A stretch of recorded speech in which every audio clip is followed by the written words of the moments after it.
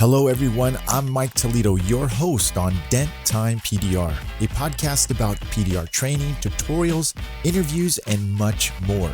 So get something to eat, drink, and start pushing. It's time to listen. What is crack-a-lackin', everybody? My name is Mike Toledo. Thanks for joining me on episode 18. Now, I don't know why I had such a hard time coming up with a topic. Usually I'm prepared. I have some notes. By the way, I'm going to bring a special guest on next week. It is a mystery guest. Most of you don't know this person. Some do. Some who, at least people who are very close to me, know this person. And I'm going to bring this person on next week. So you better grab a chair. It's going to be entertaining regardless. So anyhow, this episode is going to be about PDR tools.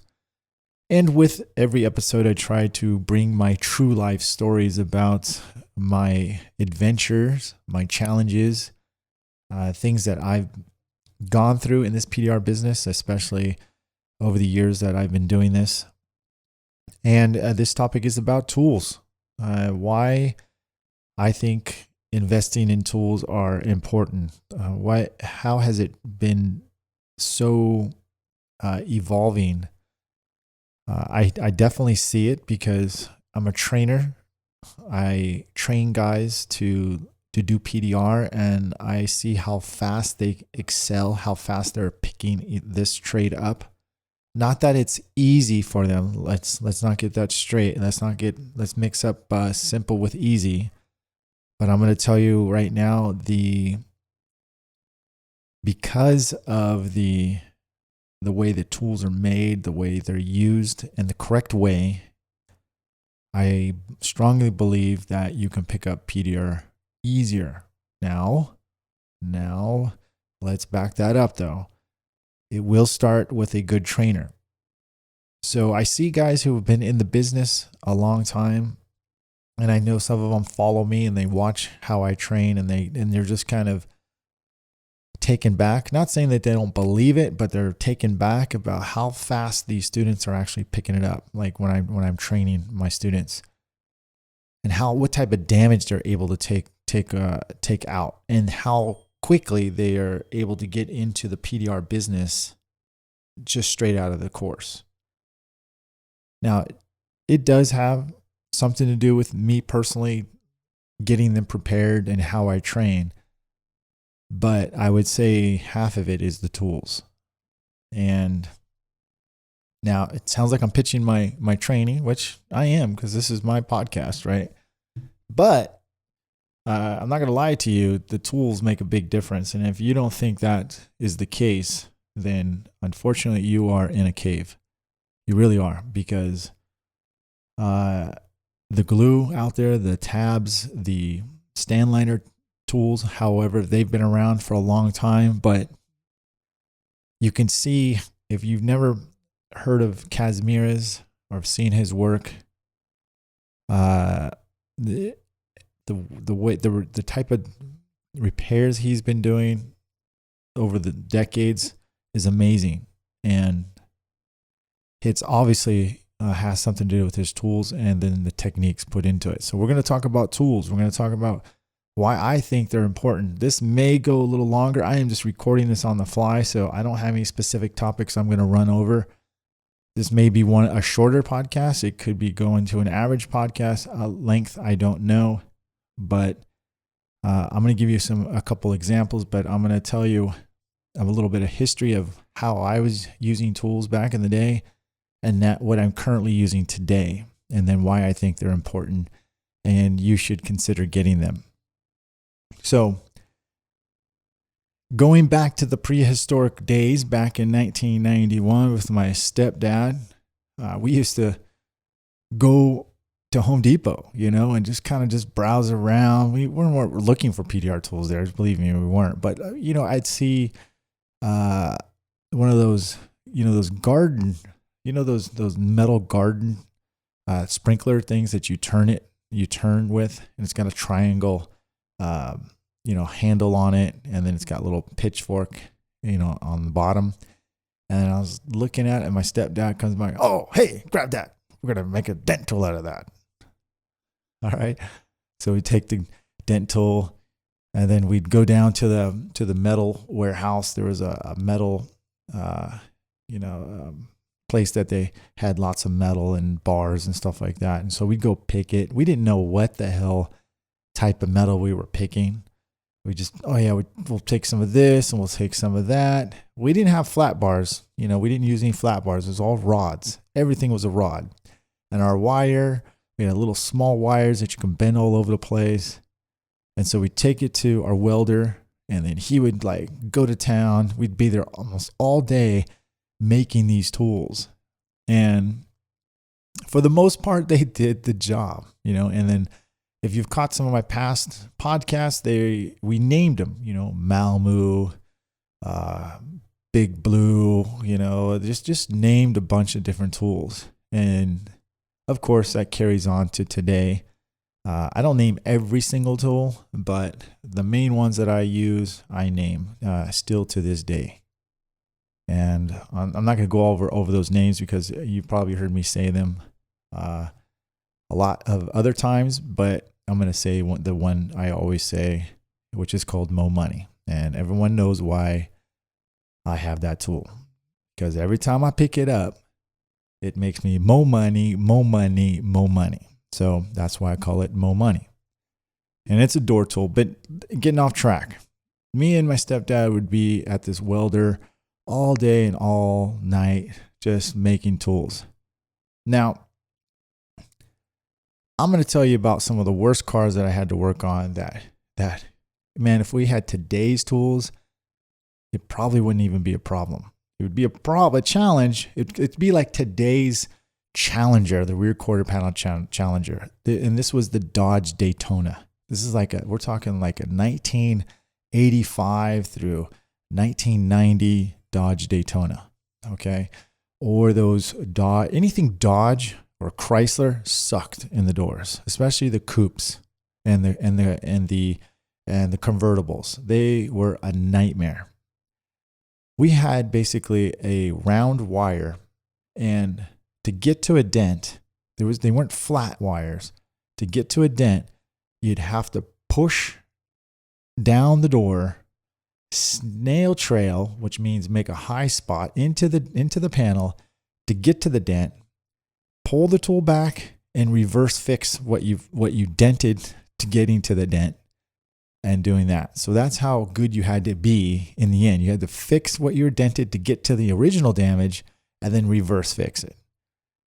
We would drill holes like you wouldn't believe. We would not, let me take that back. We weren't even drilling back then. It was, you took an awl, like a punch, and you punched through the side. Guys, I know it's terrible. I know that. Okay. I wasn't taught any better than to do that. I didn't know there was specific drill bits you could do. Now we all knew why you didn't take a regular drill bit, because if you took a regular drill bit, the regular drill bit would take off on you and then hit the skin of the car and crack the paint. There weren't unibits out there. Now there was the roto broach bit from that Matco sent, which had like a little pilot punch in the middle of it. So you'd have to make a little punch hole, then you'd have to use your 1/2 inch. And that was the only size that you could drill, was 1/2 inch using that. Other than that, there was no 1/4 inch drill bit that you could use safely without damaging the skin, because you're always afraid that drill bit would take off on you. And did we have plugs? Hell no, we didn't have regular plugs. So we siliconed it, used silicone, black silicone, put that in there. I mean, really prehistoric caveman way of doing dents. Am I proud of it? No, but I am.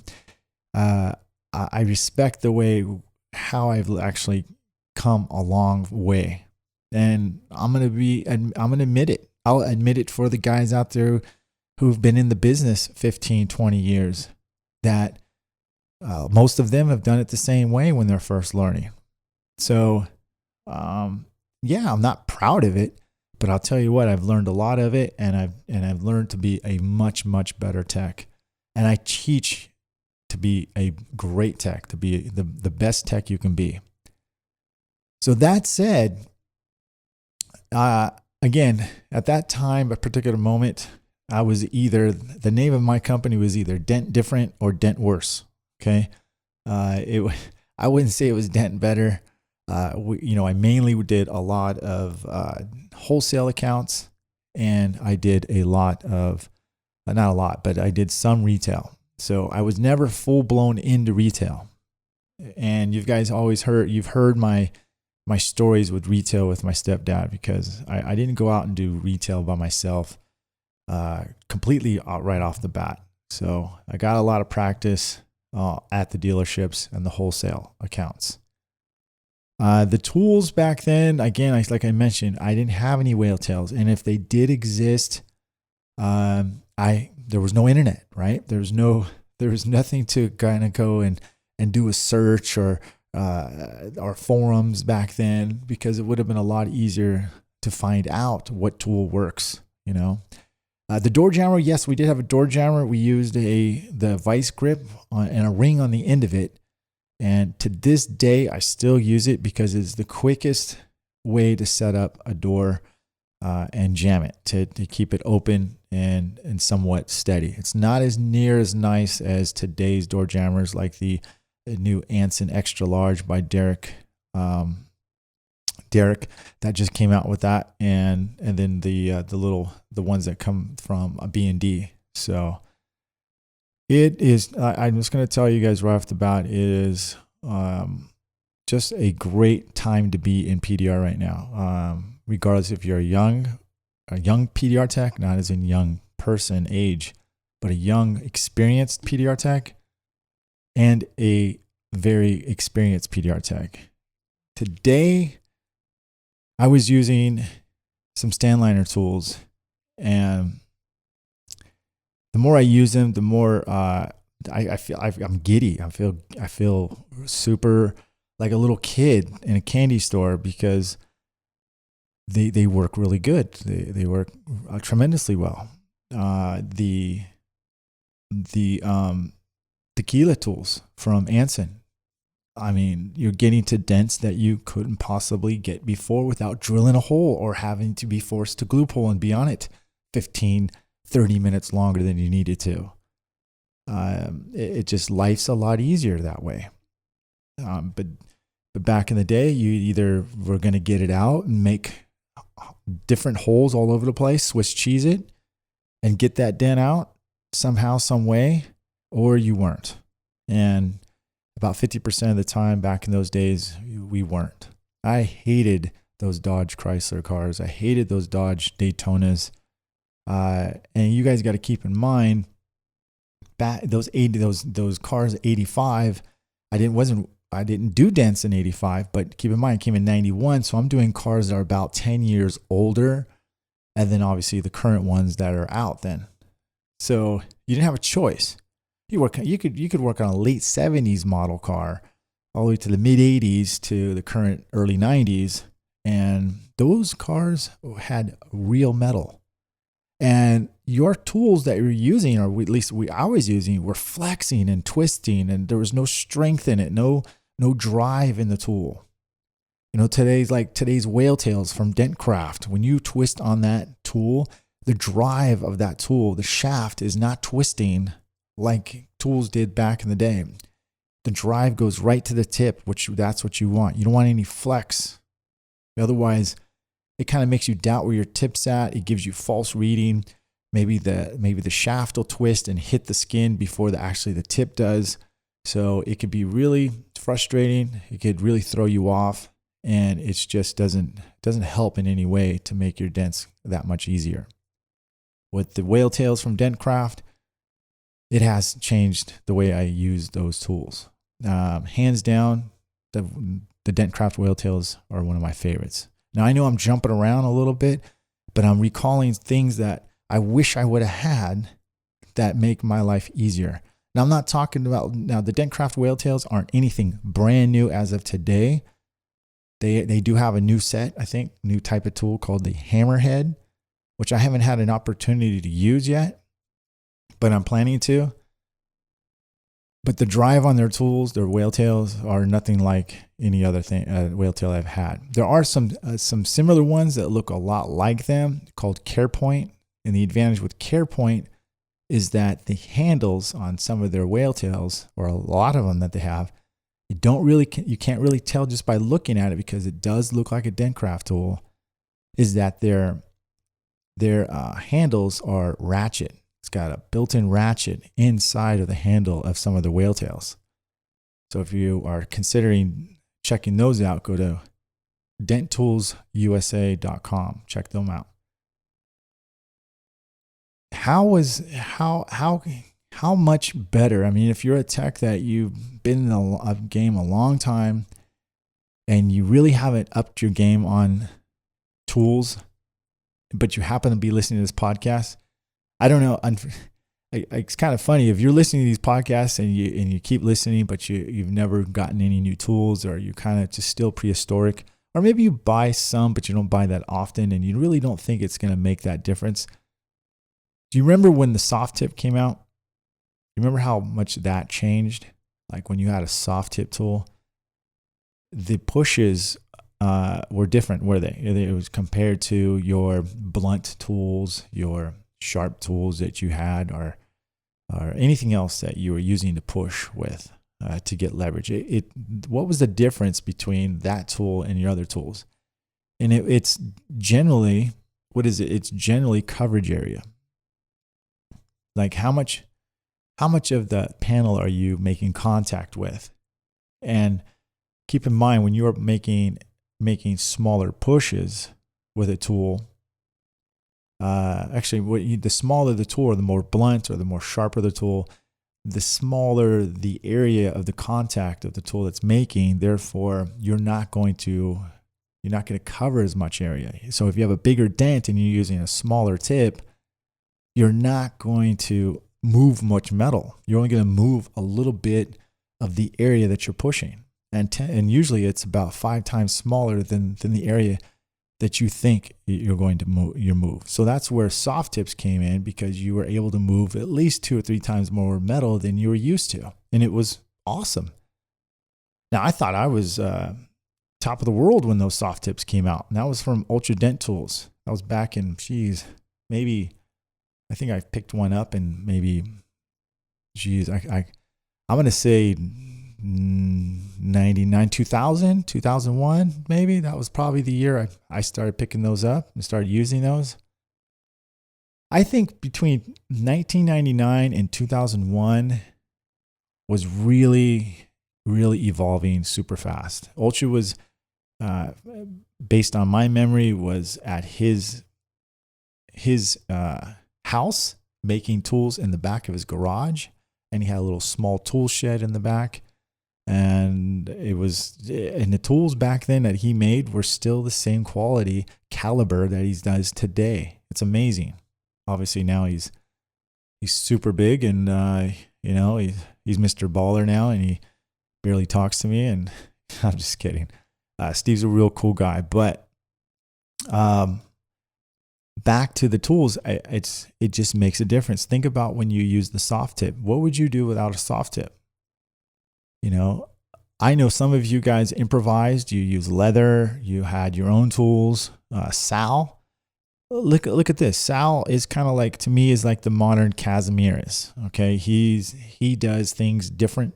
If you've heard of Sal Contreras, he's a unique technician that will spend an enormous amount of time on a dent and get it perfect. Compared to you or me, most of us wouldn't want to tear off a door for a door ding, or a 6-inch crease. We would find other ways to get to the dent. But Sal has his way of taking something and making it a presentation. You know what I mean? It's like he has his ways. He'll take a door off. He has his dent dial. It's called the dent dial. Okay. I have 3 of them.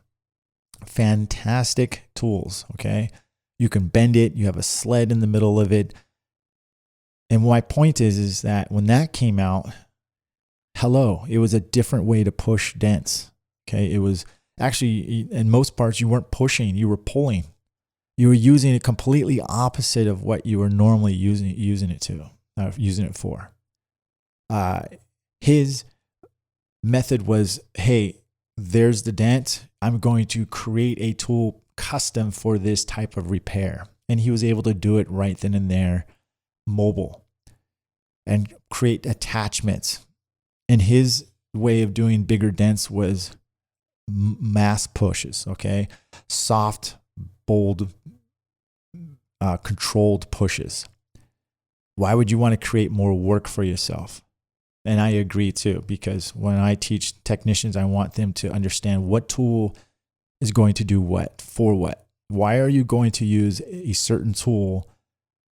And do you know what the effects of that tool is going to do?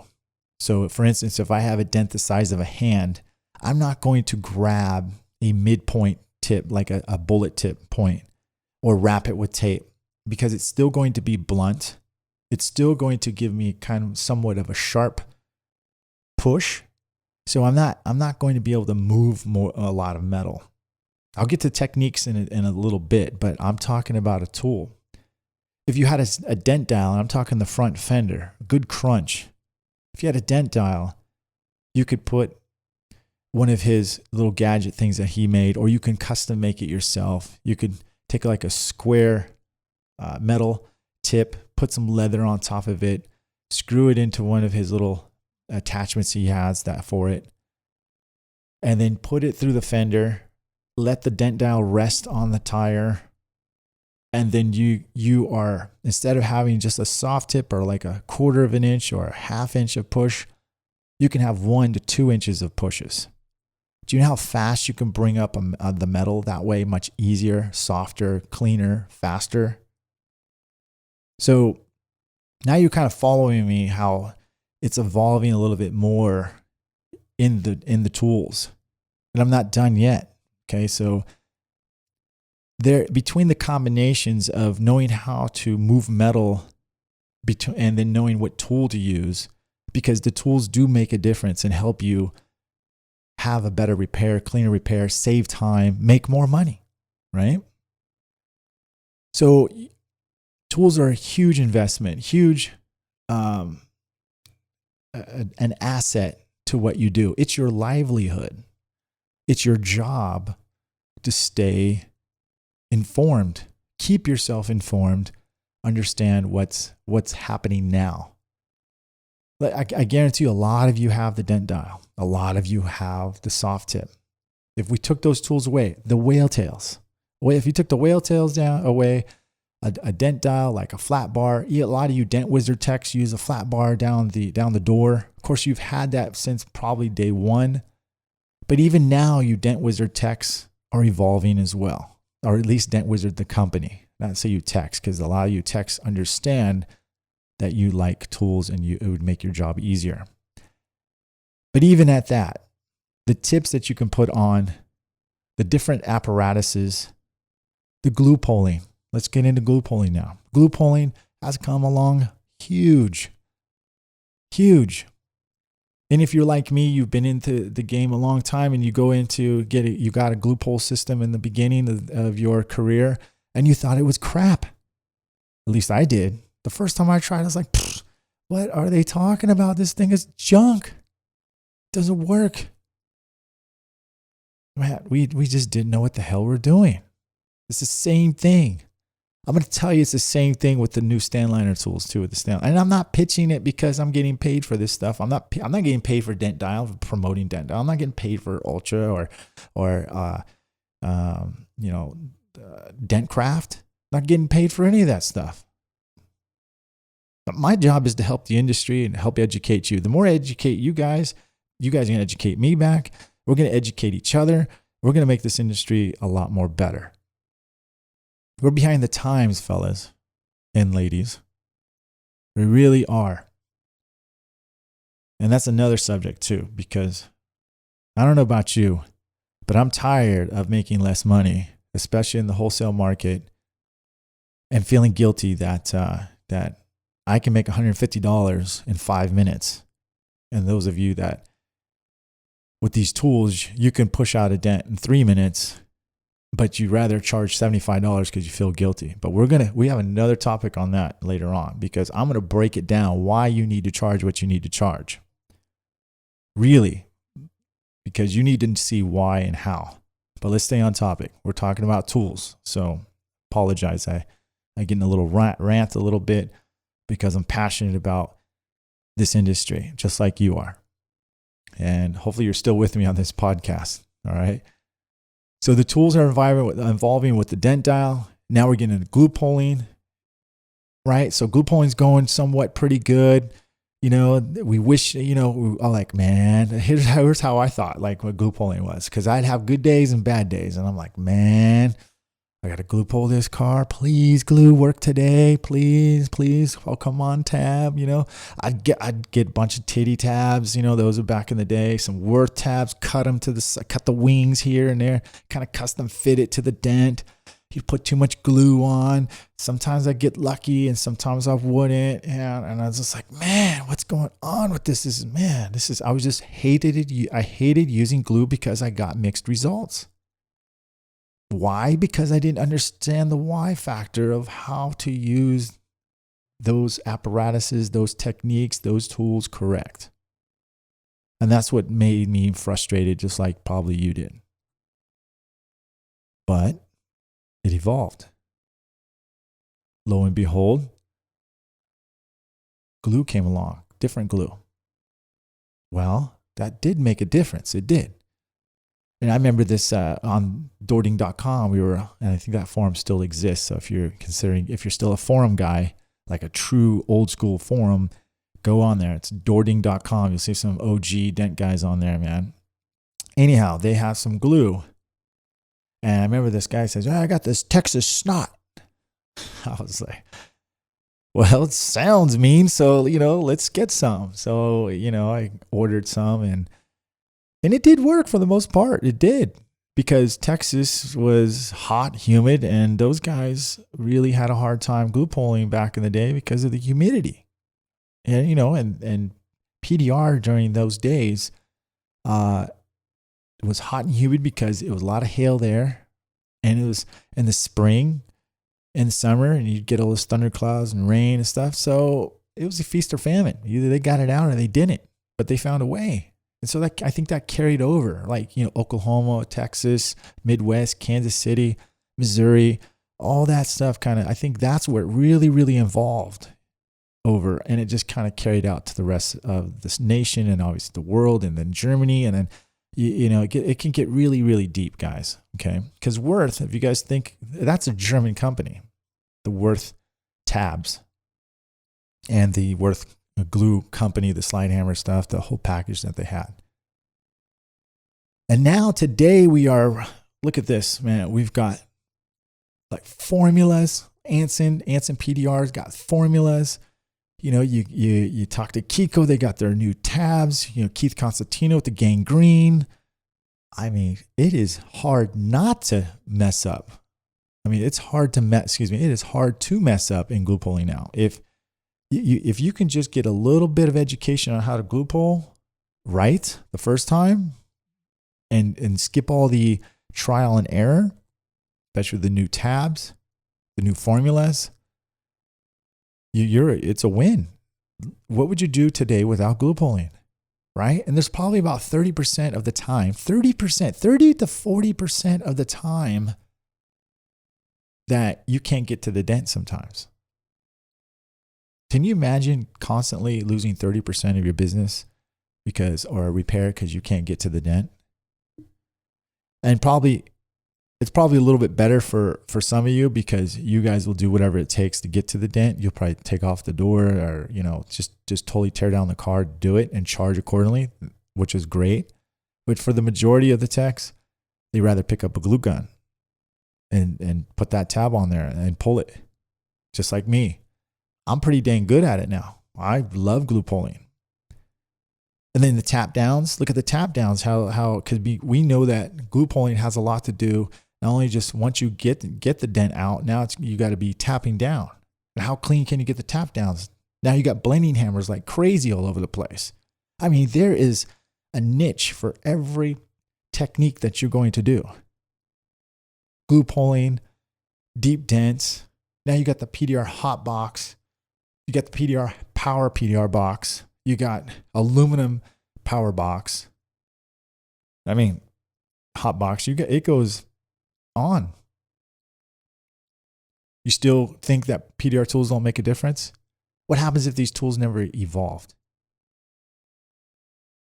I think there'd be a lot of dent difference out there, different dent companies out there. Different dent companies. That's what I'm going to call them. Okay. Dent different. Because you wouldn't get it out, you make it different. You can make it better, but it's still different. So now you're talking glue tabs, right? And lo and behold, cold glue from Brazil. Now you guys all heard that story. You can even watch it on YouTube.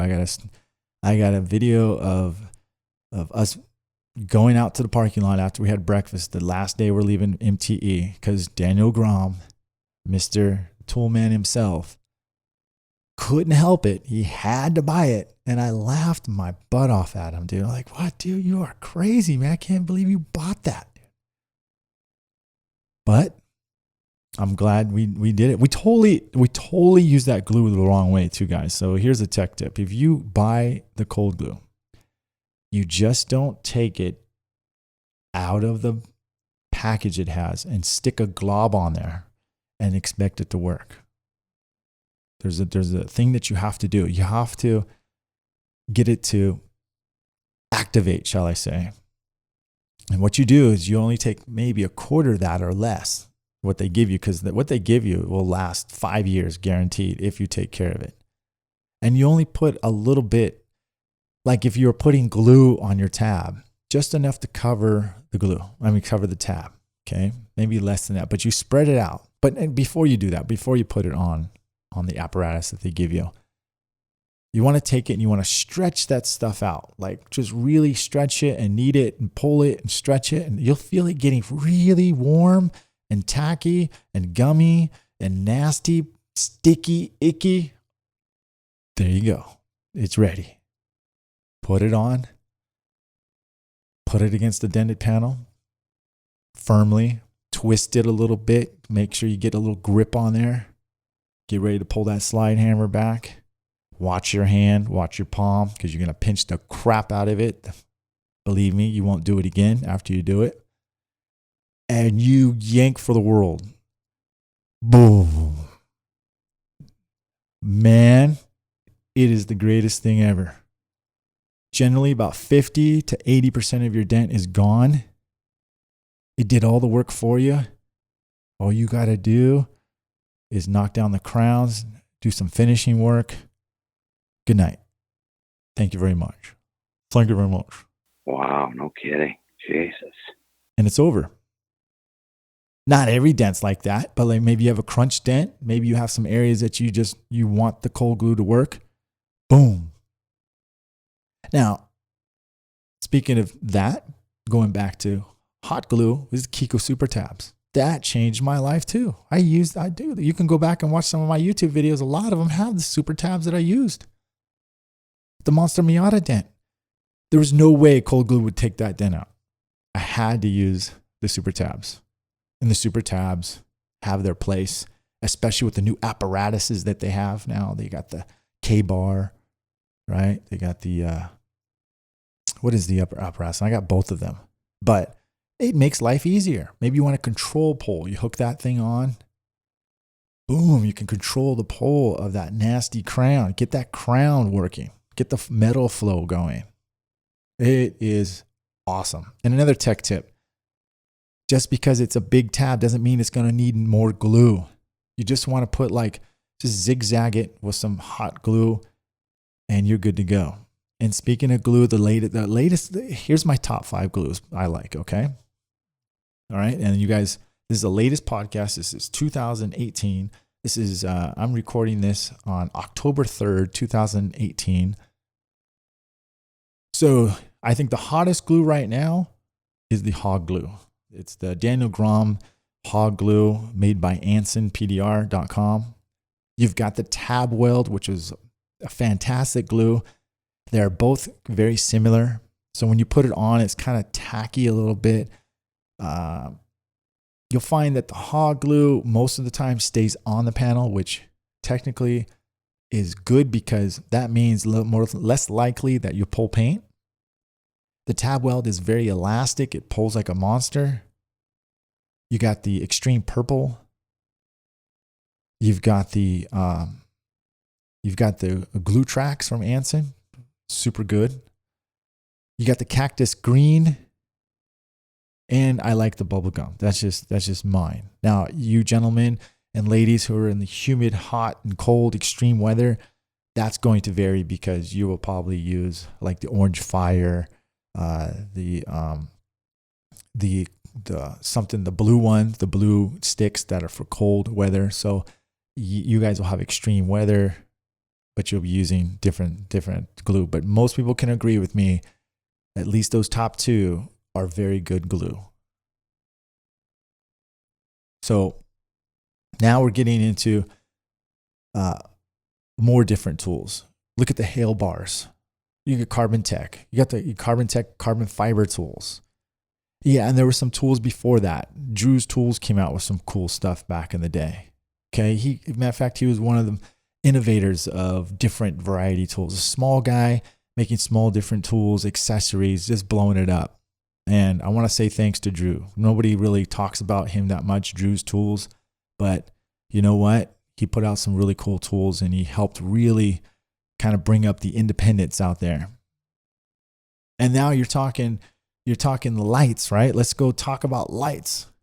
You know, Carl Stuckey, let's give that guy some, man. The guy has freaking an awesome innovator. He came out with the first cordless light that I ever saw. Bitchin' little light. Okay? Couldn't believe it. Cordless light. Cool dude. Came out with a cordless glue gun. Right?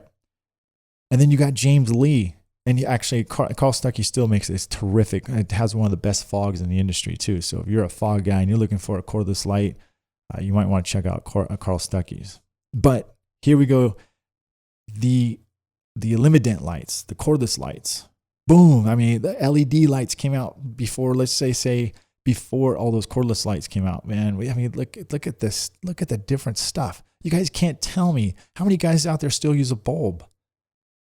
And I know there are some people, but the majority of the people who used a bulb switched over to the LEDs. Why? Because you could see better. You could see clearer. So you can't tell me tools haven't helped you do dents better or perform or make them better and clearer and see cleaner and make you work faster and more efficient and make you more money. This is my point of my podcast. Don't be one of those people who ignore what's going on.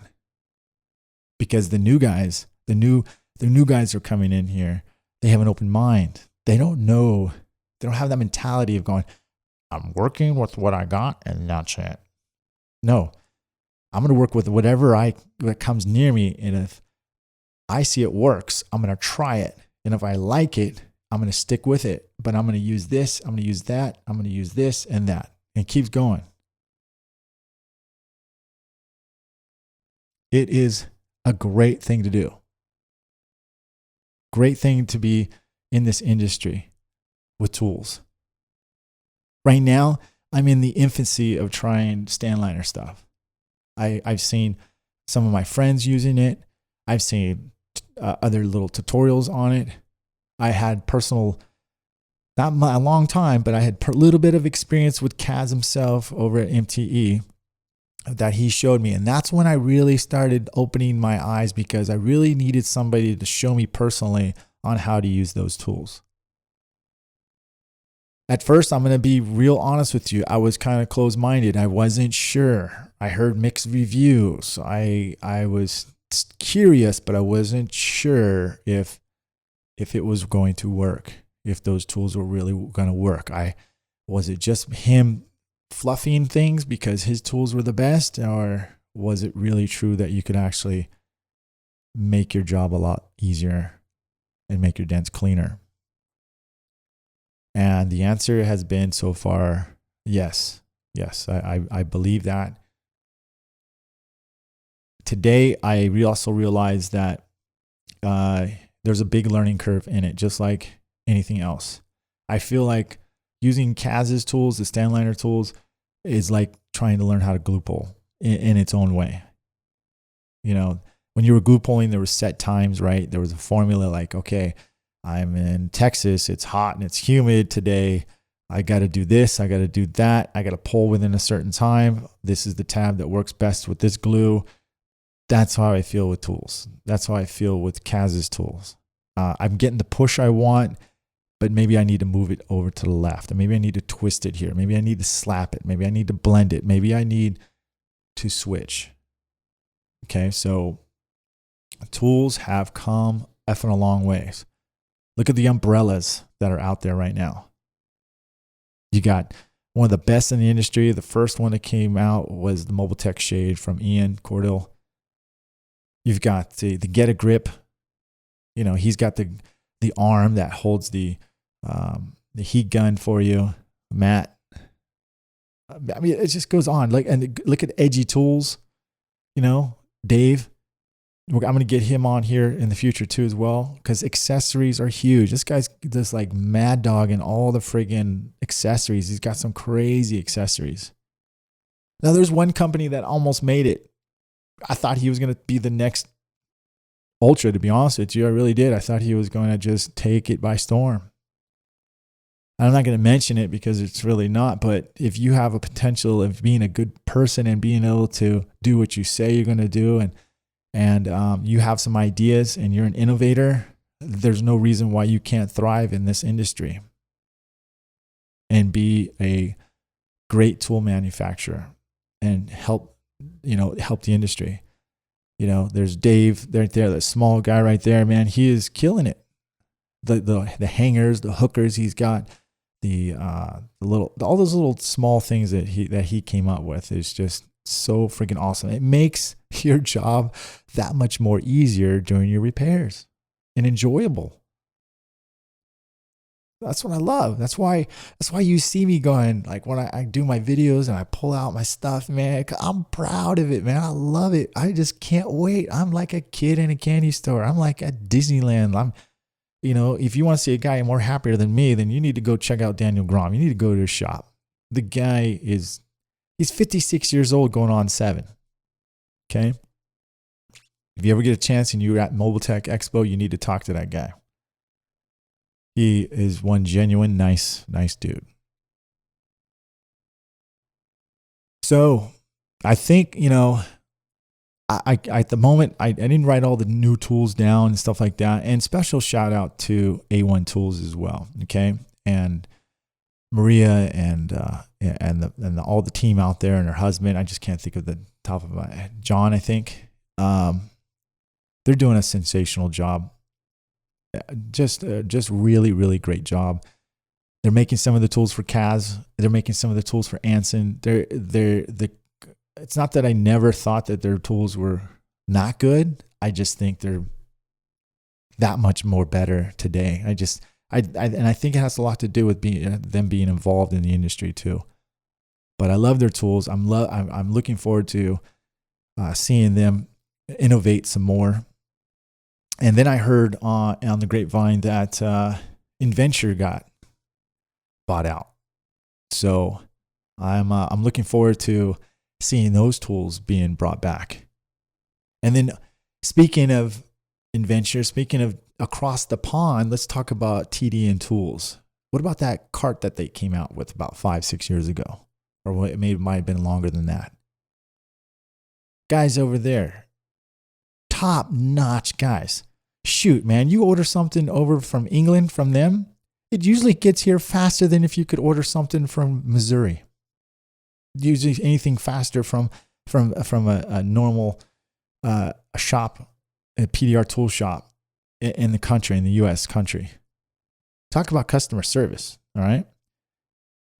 And I can't say enough about James Lee. We all know James Lee is like, it's like, dang, I think Amazon would like to get some pointers from James because he has probably the most fastest customer service I've ever seen. So shout out to those guys. I'm trying to give everybody a shout out. I'm trying to think whatever comes to my name. So if I forget you guys, you tool manufacturers, you little guys, you're doing a great job.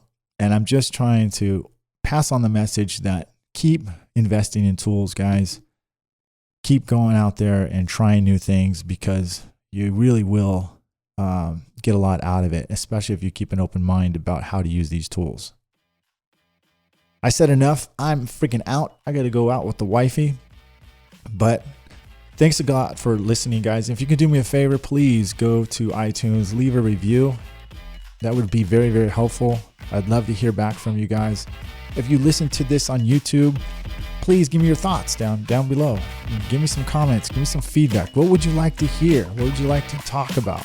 It could be anything PDR related. I'd be more than honored to talk about some of the topics that you'd like to hear. Okay?